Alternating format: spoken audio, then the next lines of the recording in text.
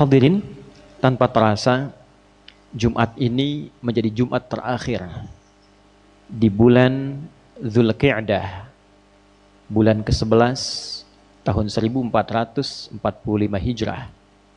Bukan sekedar Jumatnya, boleh jadi juga akan mengantarkan kepada penanggalan terakhir di bulan ini yang akan mengantarkan kita kepada awal di hari baru, bulan baru, yaitu bulan Dzulhijjah 1445 Hijriah. Ada catatan menarik dari Al-Imam Al-Bukhari yang dicantumkan dalam kitab Sahih beliau, nomor hadis 969.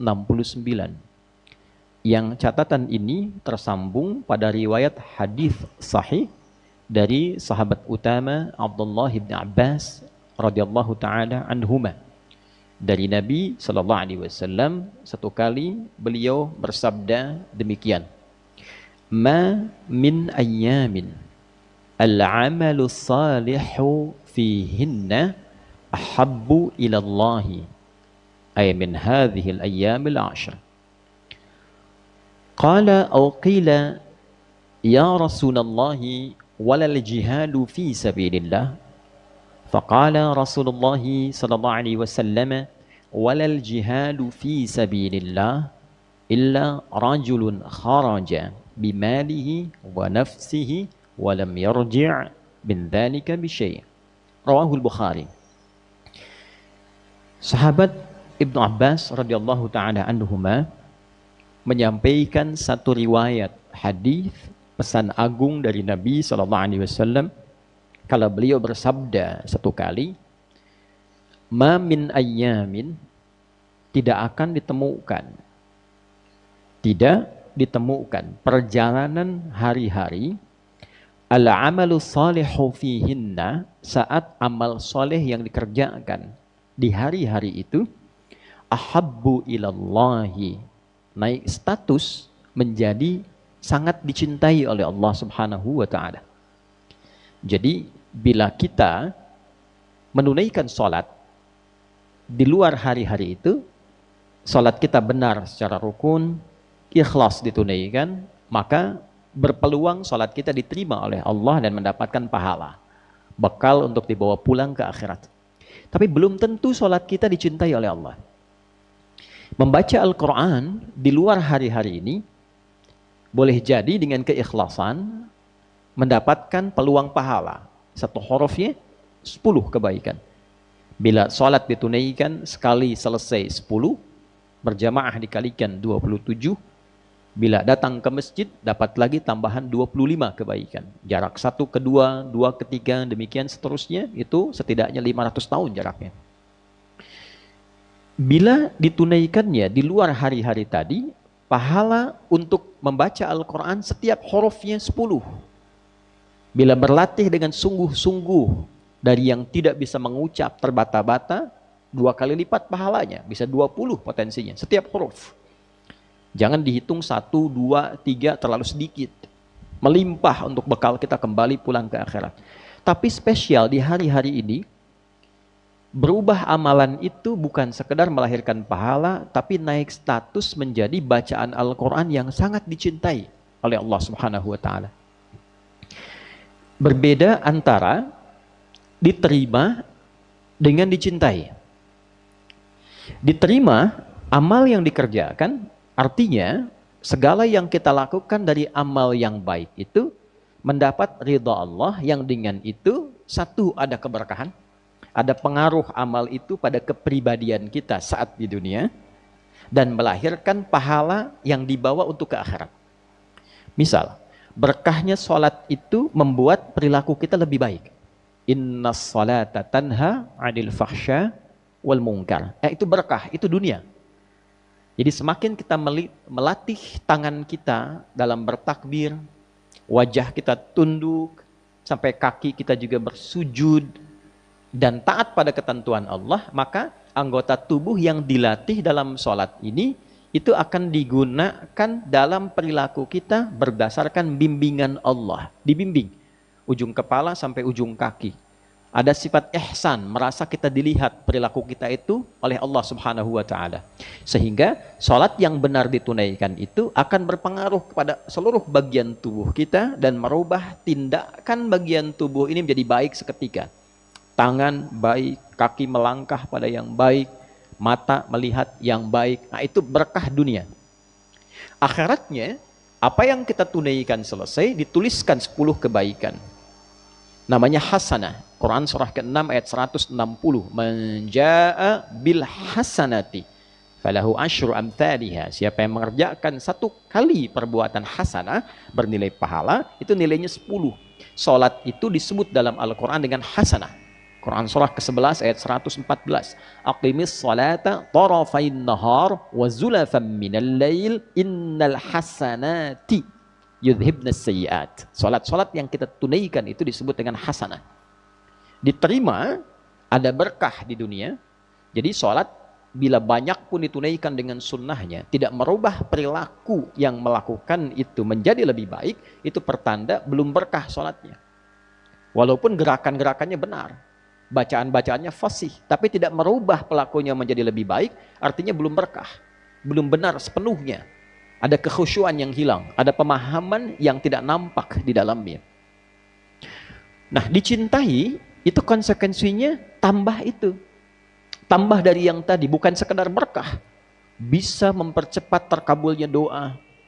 Ada kisah yang ditampilkan dalam Al-Quran yang mustahil pun menurut manusia, tapi dipandang butuh ia saat di dunia, itu Allah bisa kabulkan.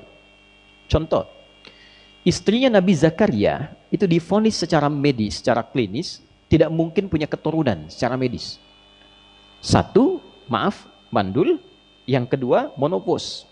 Secara klinis tidak mungkin, secara medis mustahil. Tapi Nabi Zakaria bermohon kepada Allah agar hadirnya keturunan yang mewarisi sifat dakwah beliau, sehingga risalah itu dakwahnya tetap berjalan. Dan dengan ketetapan Allah dikabulkan. Atas takdir Allah dikabulkan itu. Kapan saat dikabulkannya? Saat beliau menyampaikan doa itu dalam sholatnya. Itu ada di Al-Quran surah ketiga. Misalnya Ali Imran di ayat 38 sampai 39. Hunalika da'a Zakaria rabbah. Qala rabbi habli min ladunka dzurriyyatan thayyibah. Innaka sami'ud du'a. Syahidnya ayat 39-nya. Fanadathul malaikatu wa huwa qa'imun yusalli fil mihrab. Annallaha yubashshiruka bi Yahya. Dijawab doa itu saat dalam menunaikan sholat, dipanjatkan, sholatnya belum selesai. Jadi ketika satu amalan dicintai oleh Allah, walaupun belum tuntas amalan itu dikerjakan, seketika itu bisa mempercepat terkabulnya doa. Walaupun belum selesai. Nabi Zakaria itu masih berdiri dalam sholatnya, belum selesai sholatnya, baru selesai doanya. Seketika malaikat datang menyampaikan berita gembira, Allah mengabulkan doamu, akan memberikan anugerah keturunan, bahkan namanya diberikan oleh Allah Yahya. Yahya. Disampaikan dalam sholat, sholatnya belum tuntas. Nah, kita pun menunaikan sholat. Dalam berdiri, dalam hadis qudsinya itu, ya, ditunggu mau minta apa kita kepada Allah. Idza qala al-'abdu alhamdulillahi rabbil alamin, ketika hamba berkata alhamdulillahi rabbil alamin, qala Allah azza wa jalla, Allah menjawab dalam hadis qudsi, athna alayya abdi, hambaku sedang memujiku. Wa idza qala al-'abdu ar-rahmanir rahim, tadi yang pertama hamadani abdi, yang kedua idza qala al-'abdu ar-rahmanir rahim, qala Allah azza wa jalla athna alayya abdi, hambaku sedang menyanjungku. Wa idza qala al-'abdu maliki yaumiddin, qala Allah azza wa jalla majjadani abdi.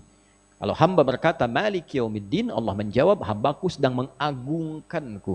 Wa idza qala al-'abdu iyyaka na'budu wa iyyaka nasta'in, qala Allah azza wa jalla hadza baini wa baina 'abdi wa li 'abdi ma sa'al.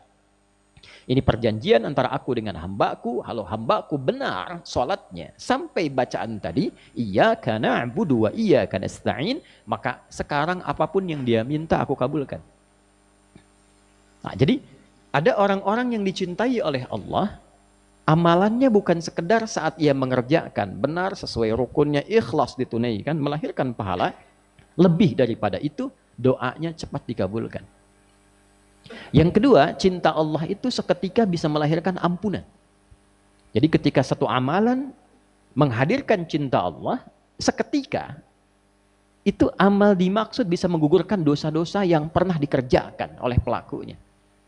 Baca Al-Quran, sampai di bacaan taubat, innamat taubatu 'ala Allahi lilladzina ya'maluna as-su'a bijahalatin thumma yatubuna min qarib. Yang kedua, cinta Allah itu seketika bisa melahirkan ampunan.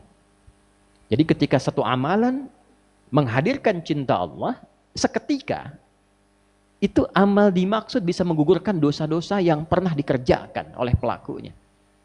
Baca Al-Quran, sampai di bacaan taubat, innamat taubatu 'ala Allahi lilladzina ya'maluna as-su'a bijahalatin thumma yatubuna min qarib. An-Nisa ayat 17 itu misalnya. Lalu mengalir air mata kita, dibacakan di hari-hari itu seketika turun ampunan Allah menggugurkan dosa-dosa yang pernah ia kerjakan. Itulah cinta Allah. Ketika Allah mencintai seorang hamba, salah satu korelasinya adalah pemberian ampunan tanpa batas.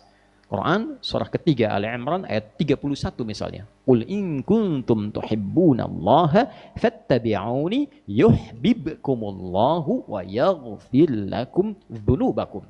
Ketika Allah mencintai seorang hamba yang diberikan oleh Allah wa yaghfir lakum dzunubakum, dan mengampuni dosa-dosa yang kalian pernah kerjakan, maka cintanya turun berupa rahmat.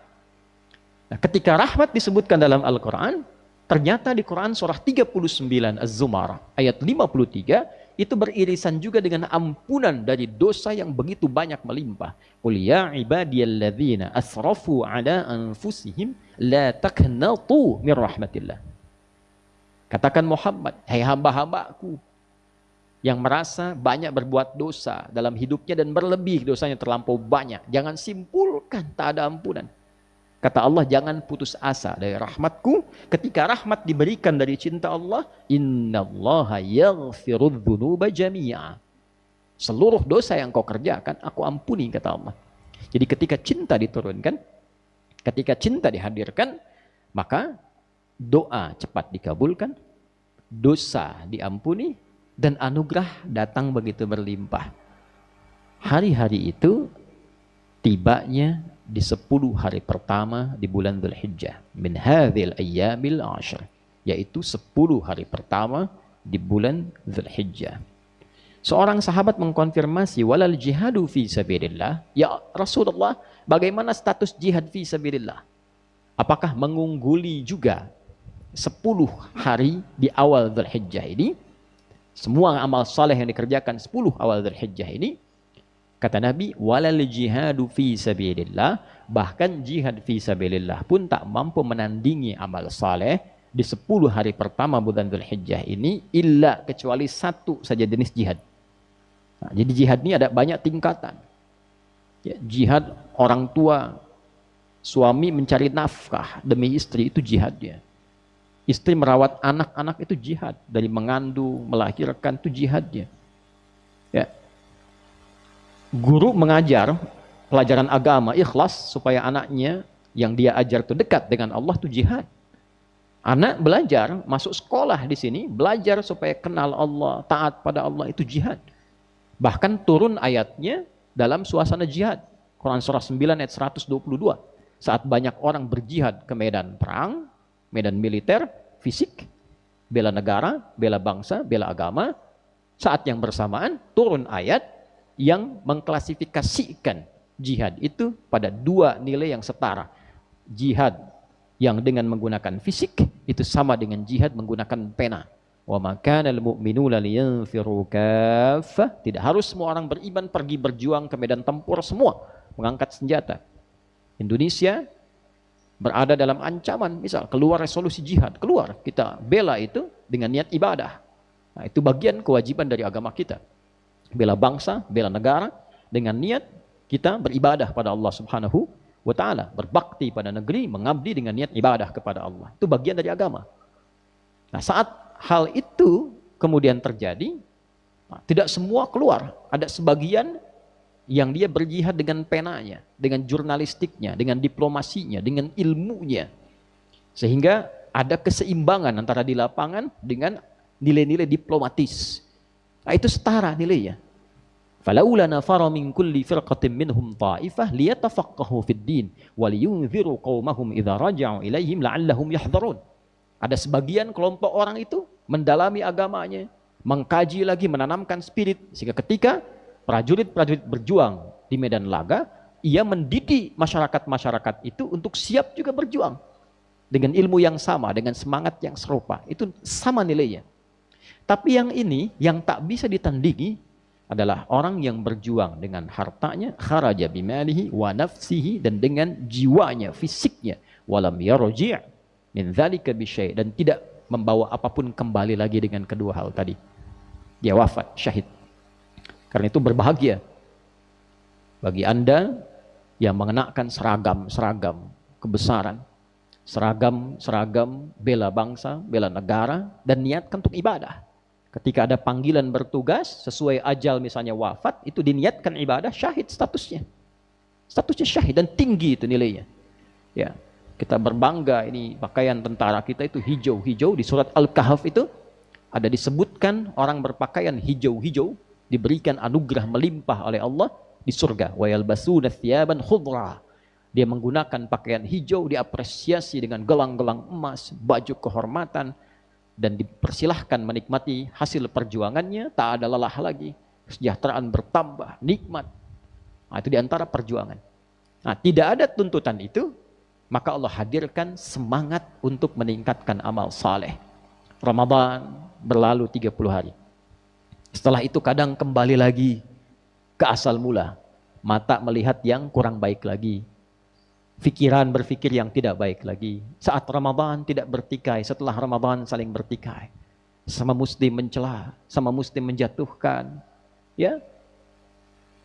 Selesai Ramadan, korupsi marak lagi.